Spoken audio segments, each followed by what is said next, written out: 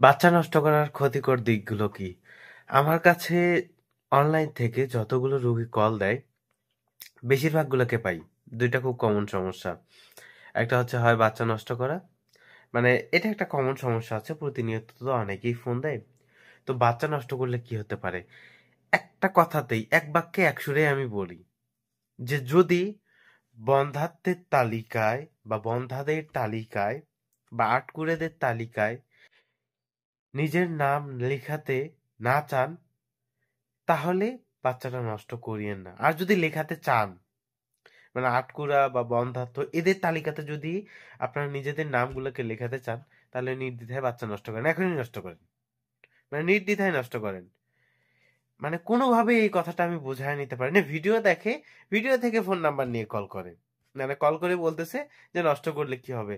বাচ্চা প্রথমটা বিশেষ করে নষ্ট করলে যে পরিমাণ ক্ষতি হওয়ার সম্ভাবনা থাকে, এটা মানে কোনোভাবেই বলে শেষ করা যাবে না। প্রথমত, যদি আপনার কপালে একটা বাচ্চা থাকে, ধরেন আহ ভাগ্য তো লিখিতভাবে হয়ে গেছে, আপনার কপালে একটা আছে, তো ওইটাকে আপনি নষ্ট করে ফেলছেন, পরবর্তীতে কিভাবে সন্তান আশা করেন?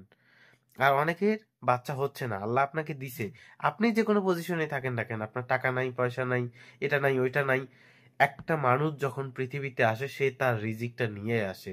বাচ্চা নিলে কখনো মনে করবেন না যে আপনার কম হবে, আপনার আরো বেশি হবে, কারণ ওর রিজিকটা ওর হাতে আসবে না, আপনার হাতে আসবে।